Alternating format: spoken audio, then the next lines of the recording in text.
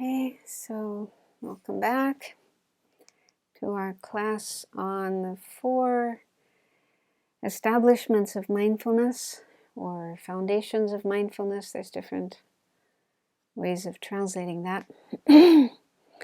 So let's begin with just a short practice of mindfulness of breathing that we learned way back in the beginning of this class.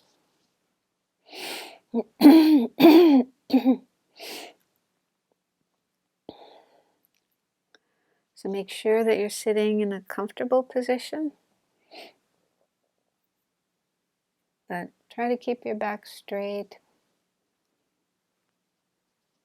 You can close your eyes all the way or leave them open a little bit, just enough so light is coming in, helping you stay awake and alert.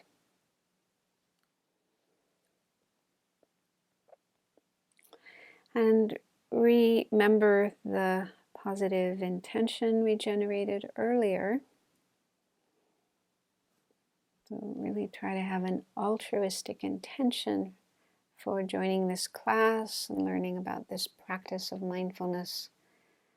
Wishing that whatever you learn, whatever insights you gain, whatever beneficial transformations you make, you can share these with others, be more helpful to others, so that they too can gain greater insights and personal transformation.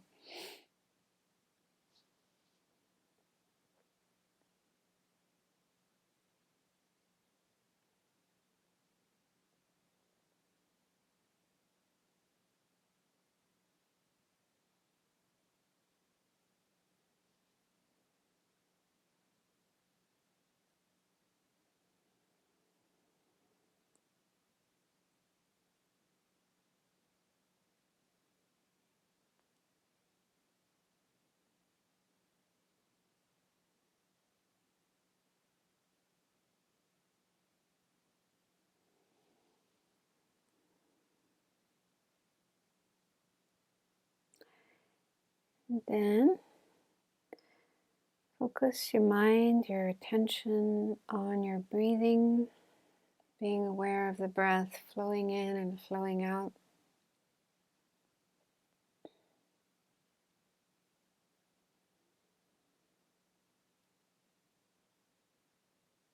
And do the best you can to keep your mind on the breath, the full duration of each inhalation of the breath and each exhalation of the breath, and any pauses in between those. And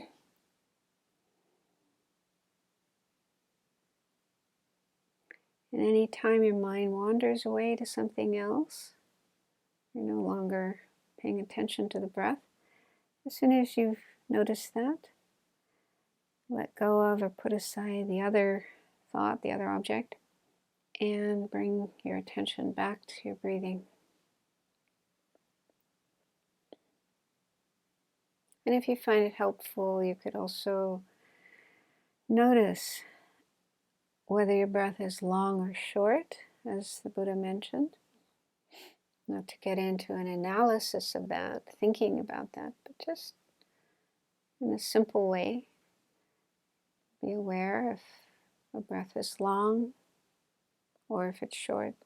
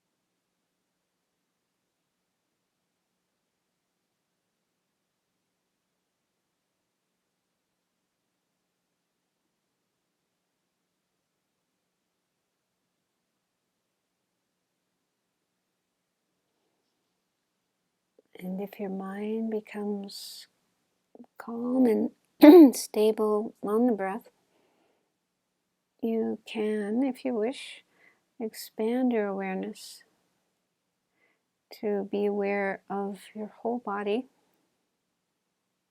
So you're aware of the breath within the larger context of your body, but still mainly focusing on the breath flowing in and flowing out.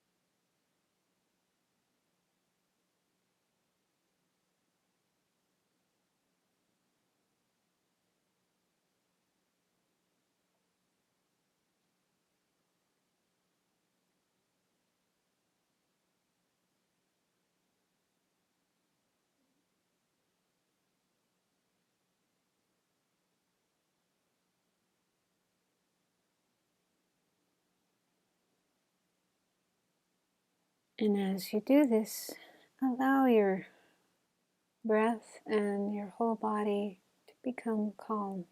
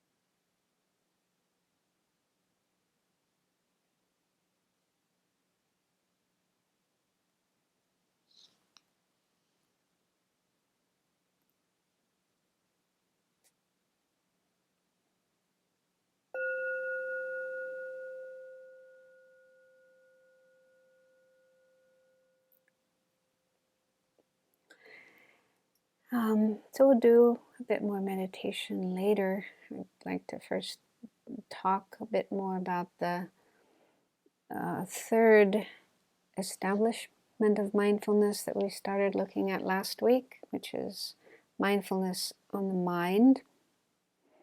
And in the Satipatthana Sutra of the Buddha, the way this is explained is to notice different states of mind.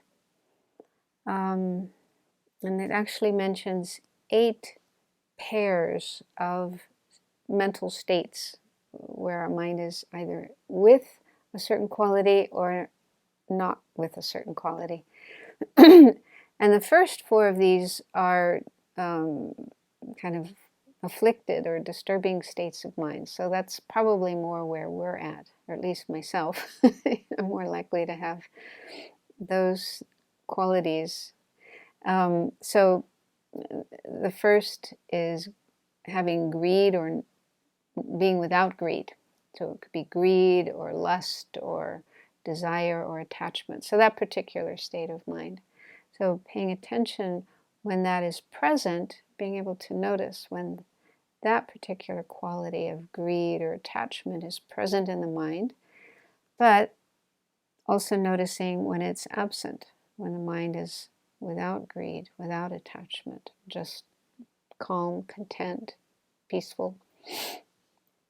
So that's the first one. The second one is anger. So being able to notice when there's anger in the mind, when there's an angry state of mind, and the opposite, when it's not there, when the mind is not angry, not hateful. And the third one is deluded or not deluded. And here delusion isn't, we sometimes use the word delusion for all the different afflicted states of mind, but here it's more like ignorance, confusion. Bhante Gunarata gives examples of being confused about how we exist.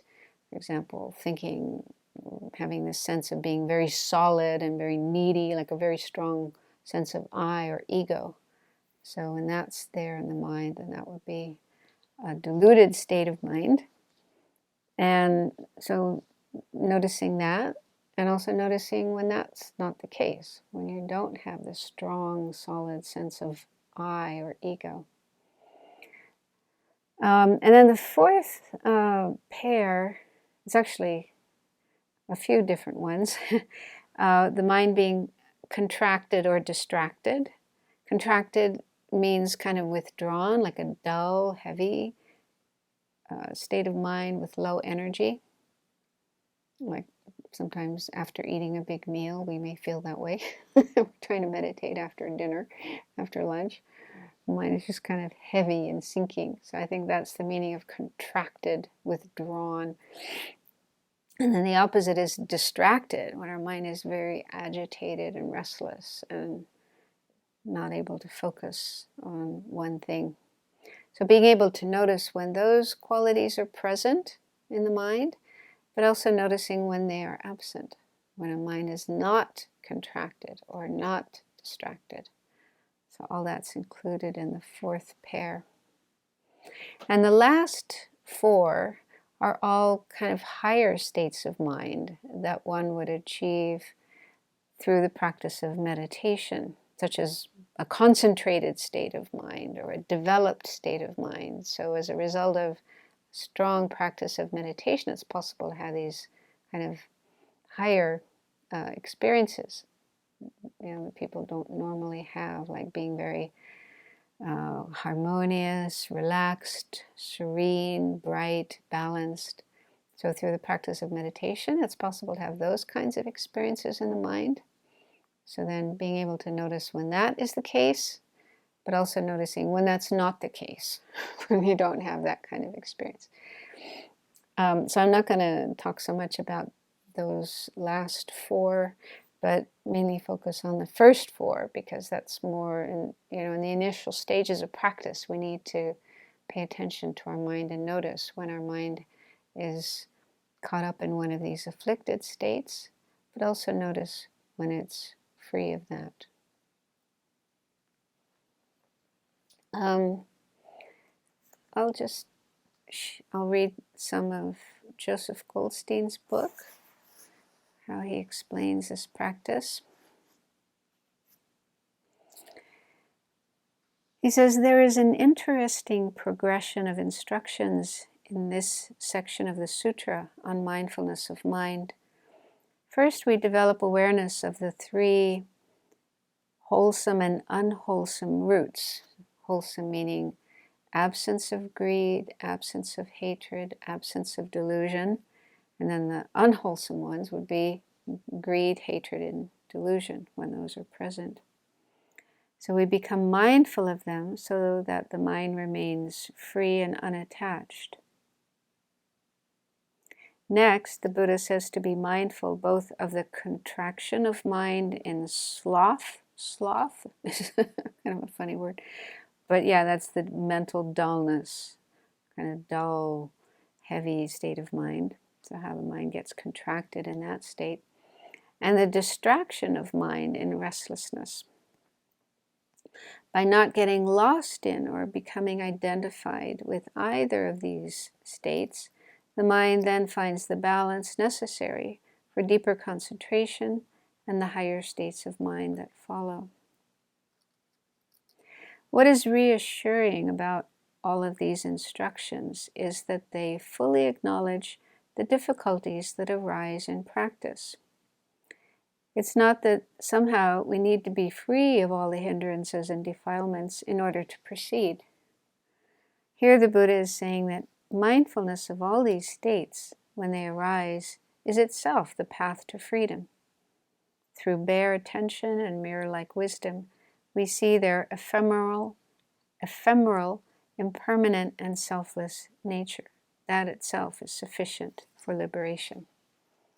So that's really nice. The Buddha is acknowledging that even though we wish to follow the path, we wish to be free of unwholesome states of mind, but they arise and we need to be mindful of them. We need to notice them, recognize them, identify them when they are there, and also notice when they're absent so that we can see the difference between them, become more clear about those states of mind.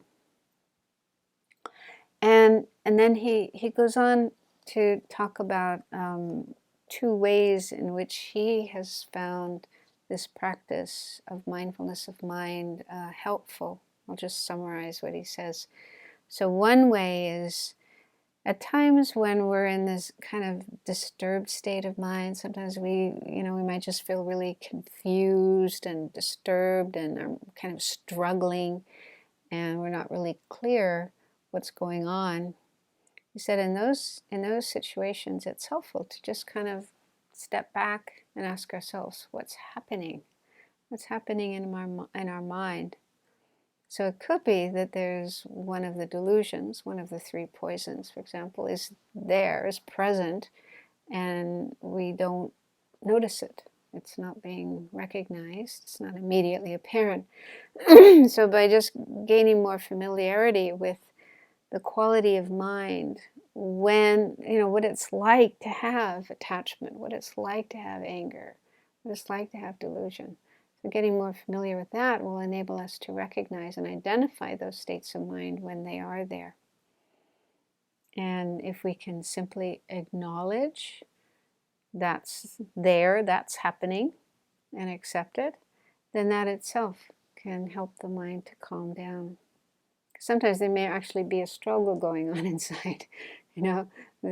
There is anger, but there's another part of our mind that doesn't want to acknowledge it, doesn't want to accept it. So sometimes just being able to relax and say, yeah, there's anger there. That itself can calm the mind down.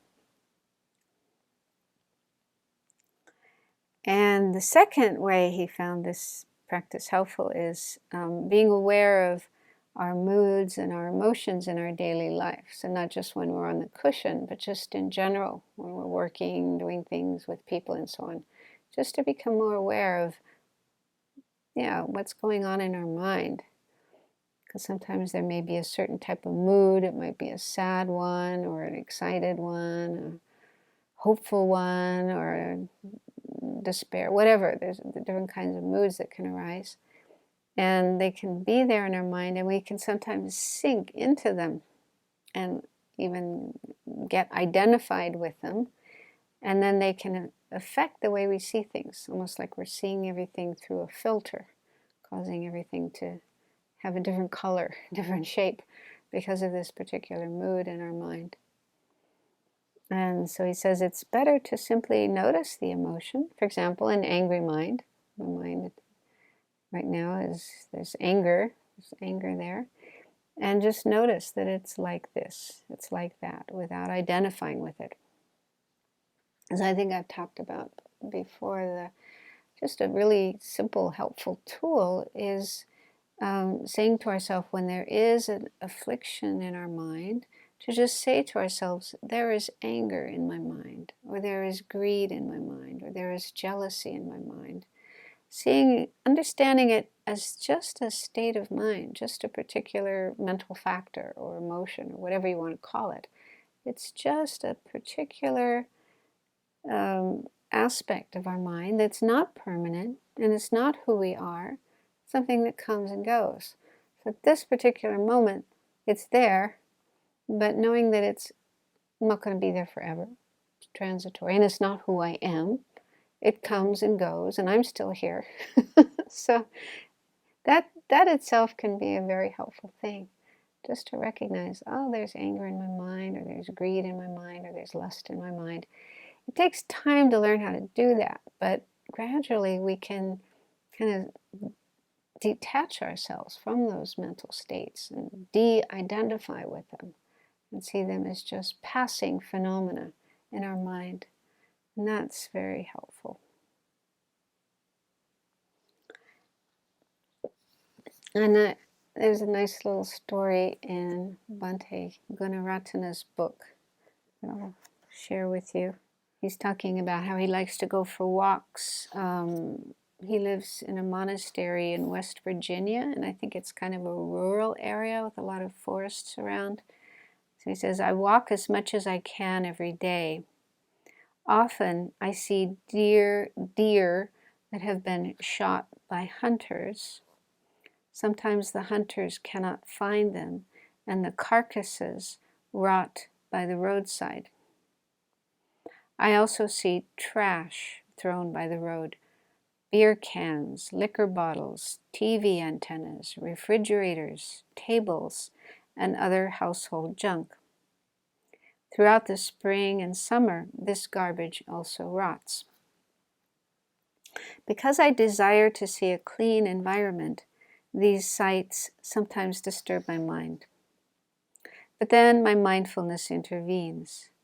I remind myself that desire does me more harm than good.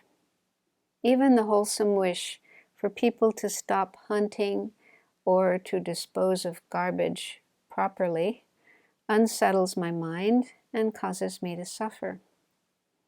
So instead of being attached to my environmental principles, I remind myself that I cannot fix the whole world, and I let go of my desire. I may not be able to remove the world's greed, but I can get rid of my own. The moment I do, I begin to relax. Then and there, I experience peace. I found that very helpful when I read it, because I have similar experiences. For example, when I hear the hunters, our neighbors, shooting their guns, and I sort of cringe. I really hope they're not killing anything. But even the fact that they're shooting them, even if they're just doing target practice, I find it disturbing. Why do people have to have guns? Why can't they live without guns? So, so this is a kind of attachment, a kind of desire. I would like to live in a world in which there are no guns, no weapons, nobody kills, nobody, does things like that, or even thinks about things like that. But yeah, I mean, realistically, I cannot change the world. I cannot make everybody like me the way I want them to be. And so, yeah, it is a kind of desire, a kind of attachment. And if I let myself go with that, then my mind gets disturbed. So being able to recognize what's happening in your mind and working with it, dealing with it, letting go of it, then the mind can be at peace. And then also in Bhante Gunaratana's book, he shares the Buddha's advice on what to do when you notice an unwholesome state of mind. So if you do notice greed or anger or delusion, jealousy, and so on, so the Buddha mentioned a few different methods. The first one is to replace it with something wholesome. So if you notice there's an unwholesome state of mind, switch it and bring in a wholesome state of mind. So for example, if you're focusing on somebody's fault or shortcoming or mistake and feeling negative, feeling critical, you notice, oh, that's not a healthy state of mind. And then you can switch and remind yourself of something positive about the person. Look at their good qualities, the good things they've done, and so on. And then number two is, if this unwholesome state of mind doesn't go away, then contemplate the suffering it causes. That's something I find really helpful, just to see how this state of mind is painful. It makes me unhappy. It's not pleasant. I don't have to do this. I don't have to let myself be stuck in this state of mind. So just clearly seeing that it's making me suffer. And that's like in the story as well. He said his attachment to having a clean environment and not wanting people to hunt causes him to suffer. So recognizing that and saying, I don't want to do this. This isn't helpful to me or anyone else. And deciding to let go of that attitude or switch it, change it to something else. And the third is ignore it. Just ignore that state of mind or ignore the cause of it. For example, if there's some object, visual object or sound or whatever that's causing you to be disturbed, just ignore it. Look at something else. Focus on something else instead of that. Because our mind, I don't know, I notice this in myself, tends to get obsessed with something that is unpleasant. Even though it's unpleasant, you can't just kind of ignore it and let it go. And so you keep focusing on it. And then it's just making the mind more and more disturbed. So instead of that, focus on something else instead.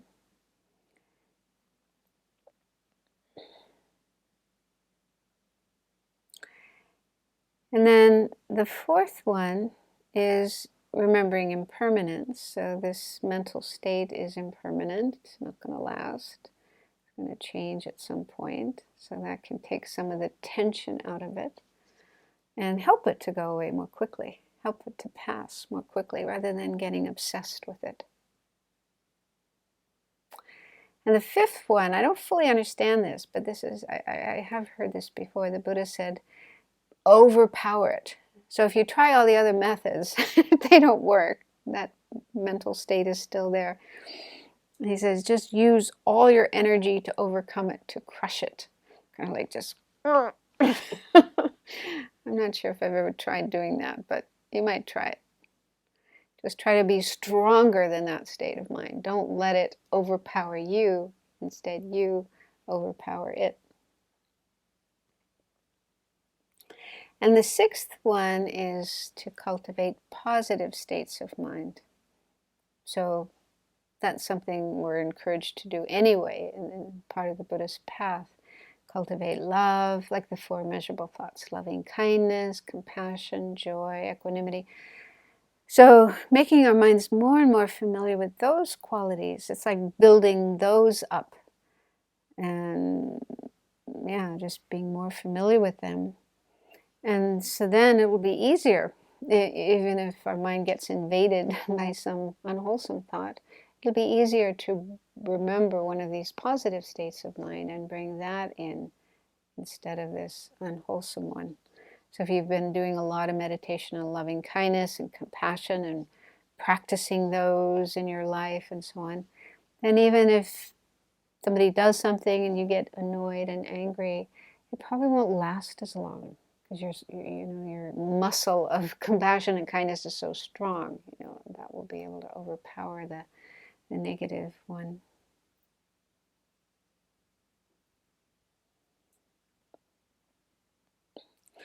Okay, so let's do a short meditation on mindfulness of mind, just trying to recognize some of these mental states that might be there or might be absent.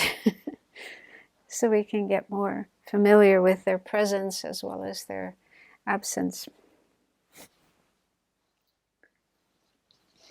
So we'll start with mindfulness of breathing.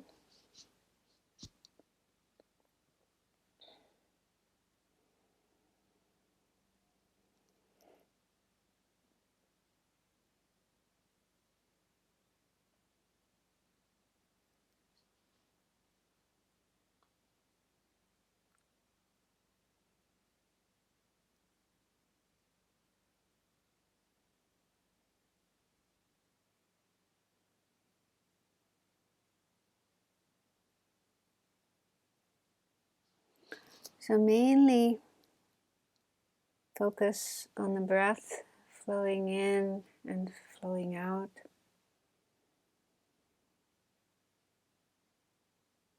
Bringing the mind back whenever it wanders away.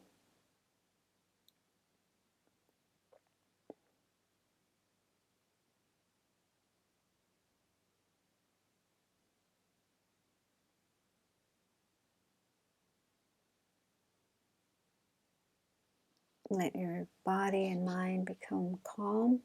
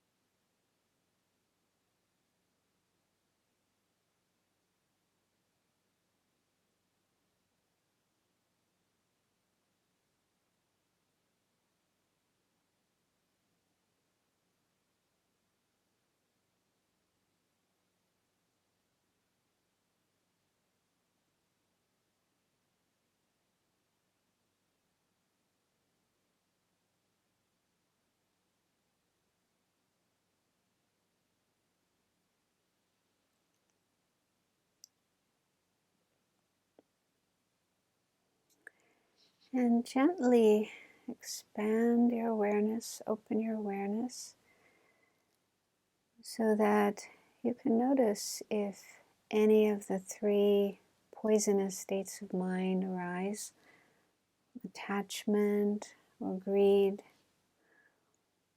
anger or hatred, aversion, or delusion, such as a strong, solid sense of I, ego.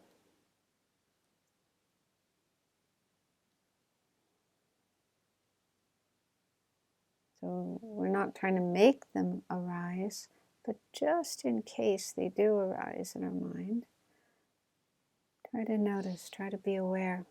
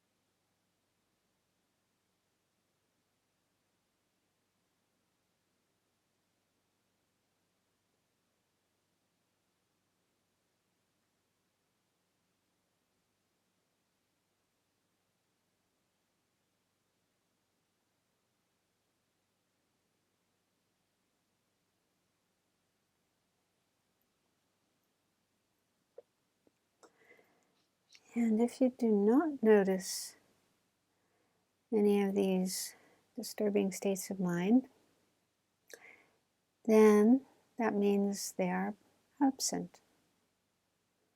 So then you can become more familiar with, more aware of the mind when it's free of greed, free of aversion or anger, free of delusion.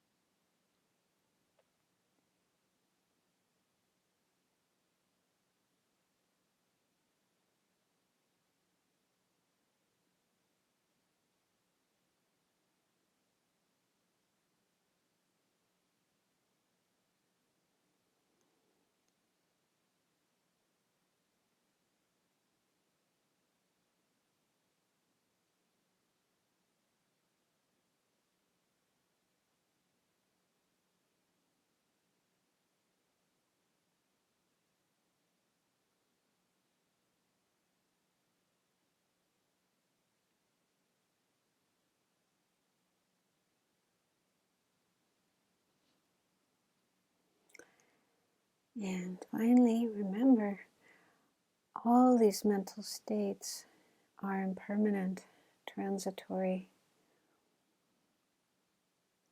Whether it's an afflicted state of mind, like greed, or a wholesome state of mind, like absence of greed. None of these mental states is permanent, fixed, always there, always the same. It's just the very nature of the mind that it's always changing.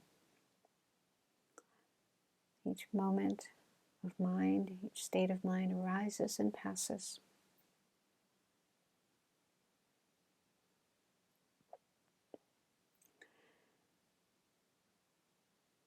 And none of these mental states is the I, who I am, what I am.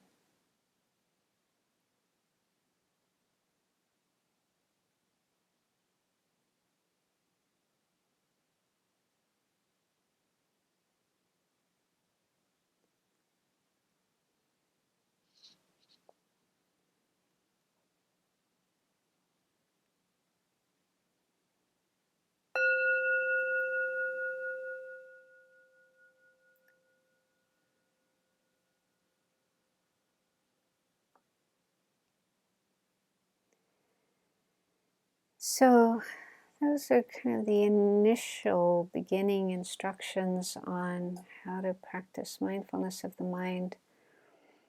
There's a lot there, and you can see, you can imagine it would take quite a bit of time to really get familiar with and incorporate these instructions. But again, there are people who do this, who like full-time meditators living in a monastery or in a meditation center and all day long working with mindfulness, really gaining a lot of practice, a lot of familiarity. And the instructions given by the Buddha about mindfulness of mind also include mindfulness of the mind internally, which means your own mind, watching your own mind, and then mindfulness of the mind externally, others' minds. Now, how we know others' minds, if we don't have clairvoyance, if we can't actually read their minds, we can still infer by their facial expressions, their tone of voice, their body language, and so on. We can infer, like if somebody's angry, that's easy to recognize, or if somebody's full of greed or desire or lust. So just, becoming more aware when other people have these mind states, and also when they don't. If a person is looking very calm and relaxed and happy, then we can guess they're not angry. They have absence of anger, an absence of greed, and so on. So this is something we gradually incorporate. And then both. So both internal and external, switching back and forth, or maybe even simultaneously. If you're with a patient, for example, you can be aware of your patient's mind states as well as your own, what's happening in both minds. Okay, so then there's other ways to practice mindfulness of the mind. So in your book, on the top of page 45, it mentions a few of these. And these, I think, are probably from the Mahayana tradition. His Holiness goes into quite a bit of explanation about these. I'll just kind of summarize them, read a little bit from this book, Following in the Buddha's Footsteps. So one of these other ways of practicing is mindfulness of the impermanence of the mind, how it changes moment by moment. So we did already talk about that, but His Holiness talks about it in terms of kind of more philosophical. I like to think about how minds of the past, mental states we had in the past, they're gone. And mental states of the future are not yet arisen. They're not yet here. So there's only the present state of mind, the mind of this present moment. But that too is ever changing. It doesn't remain in the next nanosecond. And so there's this kind of saying that's quite popular: be in the present, stay in the present moment. But where is the present moment? So as soon as you say, this is the present moment, it's already gone. It became the past. The present moment immediately becomes the past. So he says we need to remember that the present is impermanent, not permanent, not something solid and fixed and stuck there. And then he talks about how this practice can help reduce the fear of death. Just read what he says.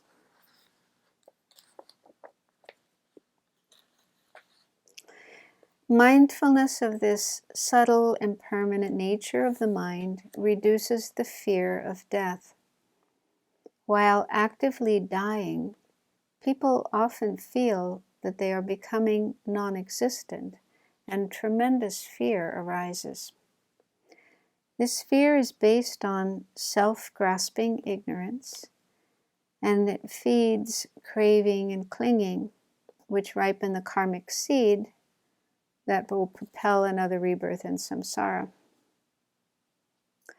Relaxing that fear gives us more opportunity to meditate and possibly gain deep realizations at the time of death. Understanding 2 points diminishes the fear of the self vanishing at death. So the fear is mainly, I am going out of existence, I am disappearing. So to diminish that fear, one thing is, although a moment of mind does not remain in the next moment, the continuity of moments of mind is indestructible. So Buddhism says even though our mind is constantly changing, each moment a mind arises, and then that passes, and the next one arises, and that passes. But this is a continuously existing process. There's a continuum that will go on. So even when one moment disappears, another one will arise. So even when the last moment of life, according to Buddhism, the last moment of life will be followed by another moment of mind, another moment of consciousness, even though it's maybe out of this body going somewhere else, but it will continue. So that means there's no like total annihilation, total non-existence of our mental continuum. So if we can understand that, that can help us avoid that fear that can arise at the time of death. And the second point, he says, is the I is designated independence on the mind. So that's this whole idea of things being merely labeled. There's no fixed permanent I, but it's just what we label onto the mind, mainly onto the mind, especially at the time of death, because the body is left behind, so we're no longer identified with this body, but we can designate the mind, the I, on this mind, this mental continuum. So he says, by maintaining mindfulness on the mind, we will be able to perceive directly its subtle, changing nature and understand that even though the mind is transient, its continuity continues. So that's quite profound, but it's quite interesting as well, how an understanding of the impermanent nature of the mind can give us a more calm state of mind at the time of death, rather than be afraid. Then the second way of practicing mindfulness of the mind is mindfulness of the conventional nature of the mind, the clear and knowing nature of the mind. So in this book, His Holiness gives quite a bit of explanation on how to do that.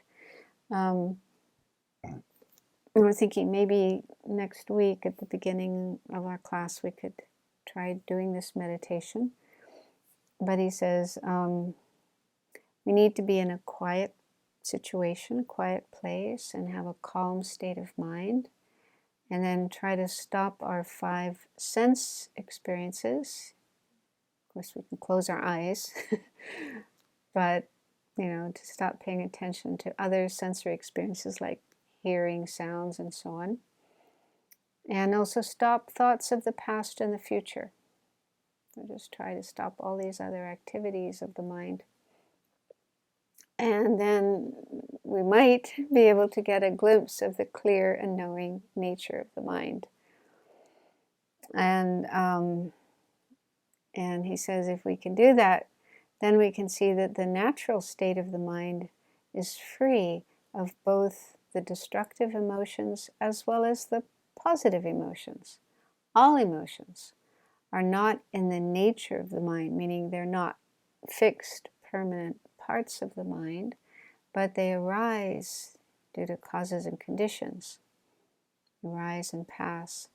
And so he says, we'll realize that the nature of the mind is neutral, neither positive nor negative.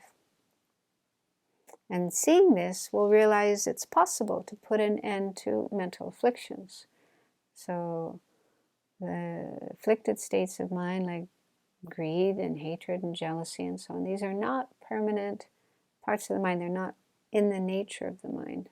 So that will give us an understanding that they can be eliminated. We can be free of them. We also see the impermanent nature of the mind, and that too makes it clear that afflictions can be eliminated, can be abandoned. And in that way, he says, we will know that it's possible to attain true cessations. We'll get a glimpse into the possibility of, because a true cessation, that's the third noble truth. That's when an affliction or a portion of an affliction has been eliminated from the mind such that it will never arise again. So I'm kind of summarizing what he's saying, but because they do say that this third type of mindfulness, mindfulness of the mind, leads to understanding the third noble truth, true cessations. Okay, so I didn't quite understand that before, but after reading this, that makes more sense. So by practicing mindfulness of the mind, we'll understand the afflictions, the delusions, those painful states of mind are not permanent parts of our mind. They're not going to be there forever, and they're transitory, and it's possible to be free of them, which is the meaning of true cessation. So maybe at this point in time we only have an understanding of that on the intellectual level, but he's saying that through really watching our mind, seeing the nature of the mind, how it's impermanent, clear, neutral, then we can get a direct experience of how it's possible to cease the delusions, have true cessation. So that sounds like quite a profound practice. And then a third practice of mindfulness of the mind is mindfulness of the emptiness of the I. So we may have the feeling sometimes that our I is our mind. We may identify with our mind.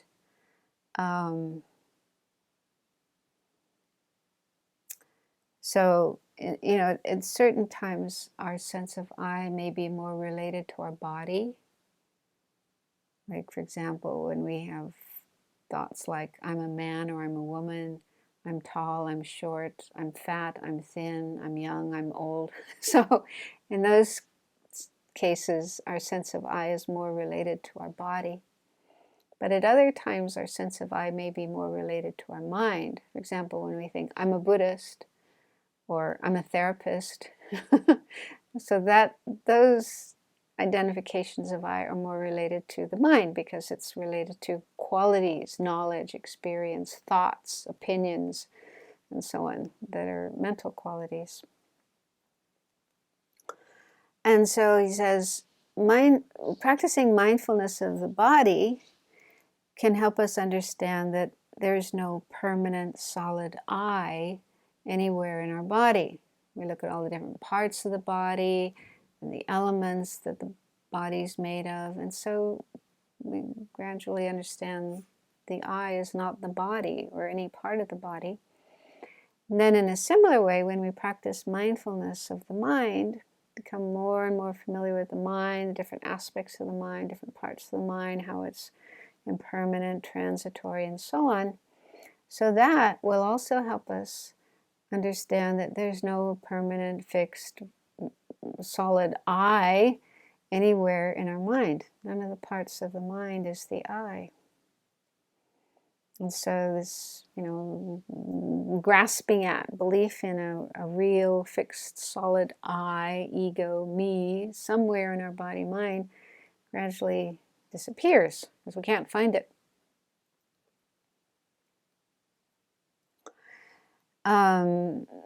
So again, mindfulness of the mind, practicing mindfulness of the mind can help us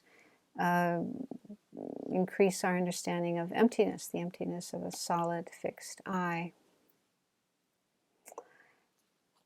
And he also talks about how we can kind of investigate the sense of an I that is meditating or analyzing. Okay, so when we're meditating, or whether it's single-pointed meditation or analytical meditation, we may have a sense of an I who is meditating, an I who is doing this analysis. So if we investigate that sense of an I and ask, is there a separate I that is the owner or the controller of the body and mind, the one who's in charge, the one who is there really an I that is meditating? So investigating that, looking for that, will lead us to realize that there is no inherently existing fixed permanent I that meditates, and so on. And so he says, in this way, mindfulness of the mind, practice of mindfulness of the mind, will lead us to understanding selflessness of persons, or emptiness of persons. And again, that helps us understand the third noble truth, true cessation. Because the main affliction, the main delusion that keeps us in samsara, causes all the suffering in samsara, and that we have to overcome if we want to be free of samsara, is ignorance. Especially the ignorance grasping it, believing in a real solid I. So through mindfulness of the mind, we come to understand there is no real, solid, fixed, inherently existing I. And that's the main true cessation that we have to attain. The cessation of the ignorance that believes in inherent existence. So, anyway, I'm just crunching a lot of different things into one. But yeah, for me that was very helpful to understand how the third type of mindfulness, the mindfulness of the mind, is connected with the third noble truth, true cessations. So they do say that each of the four establishments of mindfulness is related to one of the four noble truths. So we looked at that before. Mindfulness of the body is related to the first noble truth of true dukkha. Helps us gain more insight into true dukkha, true suffering, by looking at our body and seeing how it's unsatisfactory and the nature of suffering. And the second type of mindfulness of feelings is related to the true origins of dukkha, the second noble truth. So by observing our feelings and how if they're just allowed to flow without any control, then they can lead to the three poisons. Pleasant feelings leading to attachment, unpleasant feelings leading to aversion, neutral feelings leading to more delusion or ignorance. And so these are the main causes of suffering. So observing our feelings helps us understand where suffering comes from. And then this third type of mindfulness of the mind is connected with true cessations. It leads us to understand that. So we have one more mindfulness, type of mindfulness to go, mindfulness of phenomena. So we'll start looking at that next week. I'll send you the pages to read. That's actually a huge topic. There's many different phenomena. We won't have time to go through all of them, but we'll just touch on a few of the phenomena and how to practice mindfulness of those. Okay, so let's conclude with a dedication of merit, positive energy from participating in this class. Whatever insights we've gained, whatever benefit we've gained, let's mentally share that with others, wishing that it will help all other beings understand how things exist so they can become free of suffering and the causes of suffering and attain liberation and ultimately enlightenment.